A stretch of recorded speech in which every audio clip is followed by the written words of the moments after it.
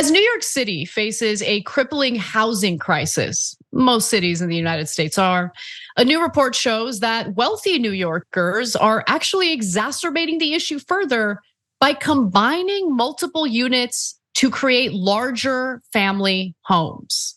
Now, about 50,000 multifamily row houses have been converted into 1 or 2 family homes since 1950. And that's according to a 2023 analysis of building records in New York City, published by Columbia University.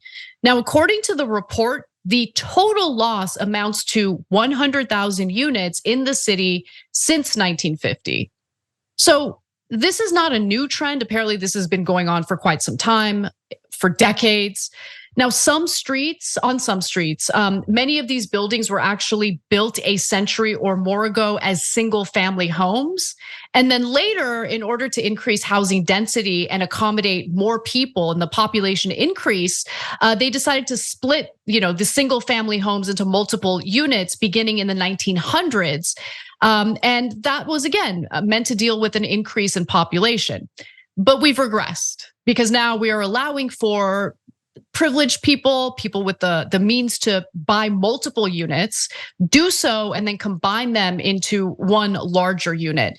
In the row houses on West 88th Street between Amsterdam Avenue and Columbus Avenue, there are about 173 units. That compares with more than 400 units on the same street in the 1950s and 1960s, according to Adam Brodheim, who is also a member of Open New York, a nonprofit that advocates for more development.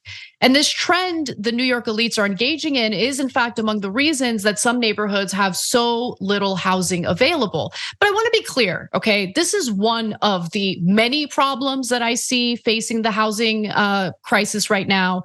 I think it would be wrong to just point to this and say this is the reason. So I'll explain some of the other reasons in just a moment. But according to the New York Times, while 3,000 units of new housing were added in the community district that includes the Upper East Side between 2010 and 2021, about 2,000 units were lost through the consolidation of apartments. According to the research, another 1,000 or so were lost in demolition. So look, I do not begrudge anyone who has the means to do this. I don't begrudge anyone who would want to do this. I think living in New York City sounds like a bad time. I wouldn't be happy there. I would feel super claustrophobic there. It's too densely populated.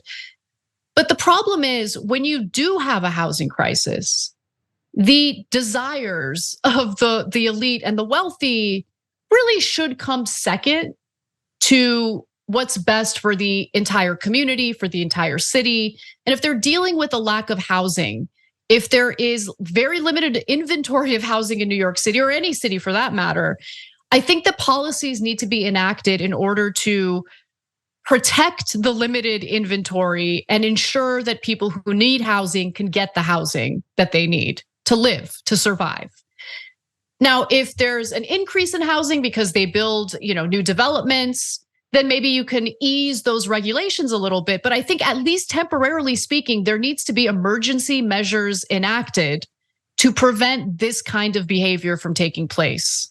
What do you think, John? Yeah, I guess I would want to know how much more capacity there is for this over the next 10 or so years. Like, it sounds good to do the emergency thing, but it also seems like potentially like, oh, they've identified that this is a thing that people were doing and now 100,000 units have been taken away and that's already done and there's no reversing it anytime soon. That's what it sort of feels like. I want to briefly pause just to point out that this is perhaps the most Anna story that has ever been put on the show. So you can retire. You've reached your pinnacle. But no, it's important, obviously, for the same reason that these sort of housing related stories already are. People are definitely struggling.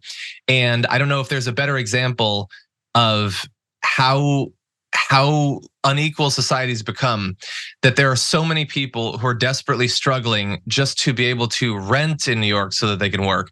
And then there's other rich people who are like, I like this apartment, but I would like to absorb adjacent apartments and just grow like a blob, eating up more and more. Like, areas that are fully big enough for other families to live. That is maddening. And this is the sort of story, by the way, that not many people will probably hear about. But if I was in New York and I was struggling to pay for rent, this is the sort of stuff that would make my blood boil. Oh, totally. And I mean, I don't live in New York, and it does make my blood boil because, look, I do not begrudge people who have the resources to do this. People with the resources are going to want to do this. But we're supposed to have a government, both on a federal level and in this case, a local level, that seeks to serve the best interest of the residents living in the city, right?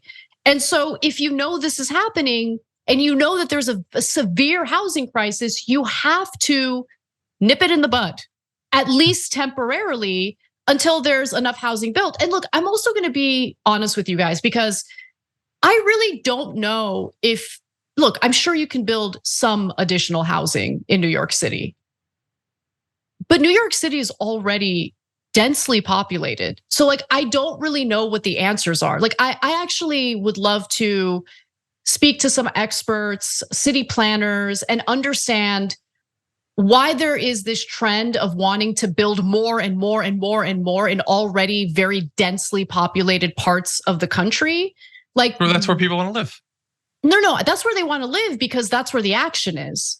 But what if we develop new cities that also have businesses and like a city hall and have, you know what I'm saying? Like, we need new action, basically, is what you're saying. We need new action, but like, look, there might be a good reason for that. I'm entirely ignorant on that issue. So I want to be honest with the audience about it because maybe there's something that I'm missing. I don't understand why, and I have questions about it. And if you guys have recommendations on who I can speak to or what I can read from, I would appreciate it. But I don't think that the answer is necessarily to continue building more housing. I think that we could maybe think outside the box and consider developing new cities, new places for people to live. But what was it in the past that spurred the growth of new cities that isn't happening today, right? Like, these are the questions that I want to ask. But nonetheless, in the meantime, I think that it's really important to protect the inventory of housing that is available. And there are many ways that you can do it.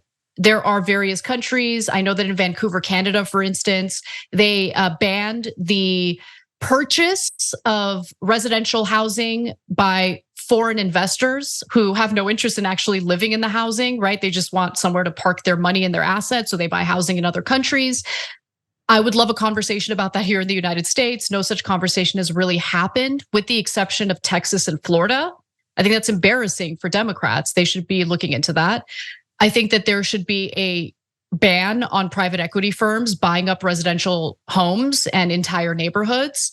And yes, I do think that in areas where there certainly is room to build more housing, we should build more housing. This is not rocket science. But this is, again, one of many issues that I see exacerbating an already horrible situation in regard to the lack of housing available for people. Any final words on this, John?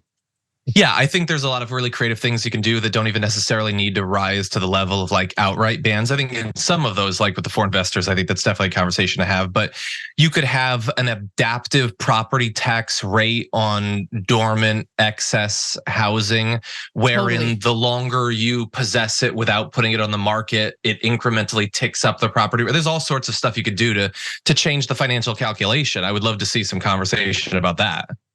I love that you mentioned that because there was a report done in regard to vacant units in Los Angeles. And that report found that there were as many as 100,000 vacant units in LA.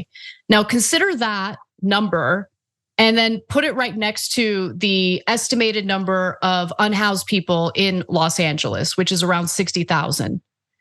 So the city council several years ago was considering implementing a tax, an additional tax on landlords who are not renting out their vacant apartments.